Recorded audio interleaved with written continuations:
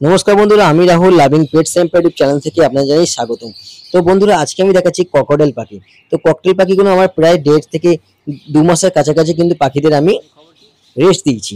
তো এই পাখিগুলো অ্যাডাল্ট পাখি, কিছু কিছু পাখি আবার বাচ্চা আছে। তো এই যে পেয়ারগুলো দেখানো হচ্ছে এগুলো কিন্তু আমার অ্যাডাল্ট হয়েছে।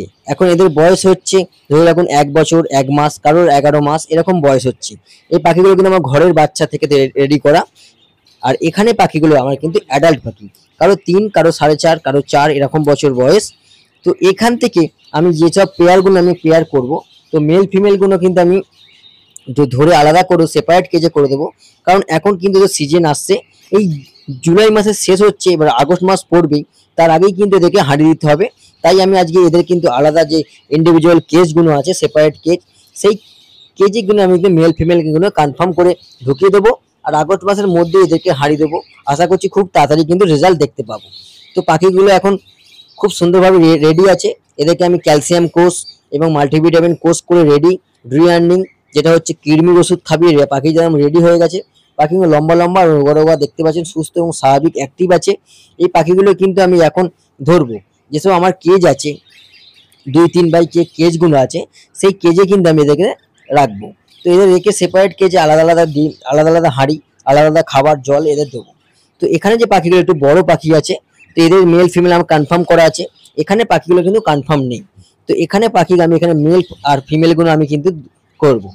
এখানে কিন্তু আগে একটা কথা বলে রাখি, ককটেল পাখি মেল ফিমেল করা আপনারা দূর থেকে চিনতে পারবেন। এই দেখুন, আমি কিন্তু কিছু পেয়ার কিন্তু আমি কিন্তু যেসব আমার আলাদা কেজ ছিল, সেই কেজে কিন্তু 6 পেয়ারের মতন, আর এদিকে 6 পেয়ার 12 পেয়ার কিন্তু বসিয়ে দিয়েছি। এবার আগের যে পাখিগুলো ছিল তাদেরকে হারিয়ে দিয়েছি, তারা ডিমও পেড়েছে। তো এখানে কালোর সাথে কালো, যেটা হয় ব্ল্যাক ককটেল, সেগুলো কিন্তু ব্ল্যাক করেছি।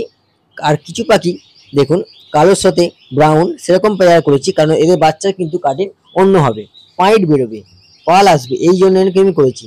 কিছু পাখি সাদার সাথে কালো পেয়ার করেছি। মেল পাখিটিকে রেখেছি ব্ল্যাক লুটিনো, এসব কিন্তু পেয়ারিং মিক্সিং পেয়ার করেছি। কারণ ব্লাড লাইনটাও চেঞ্জ হয়ে যাবে, পাখি কিন্তু খুব তাড়াতাড়ি কিন্তু ডিম পারবে, বাচ্চা সুস্থ স্বাভাবিক করবে। দেখুন মেল পাখিগুলো সিঙ্গিং করছে, ফিমেল পাখিগুলো কিন্তু আকর্ষণ করার জন্য, আমরা দূর থেকে দেখে বুঝতে পারছেন। তো আর একটা কথা বলে রাখি, ককটেল পাখি কিন্তু দূর থেকেই আপনারা বুঝতে পারবেন যে কোনটা মেল কোনটা ফিমেল।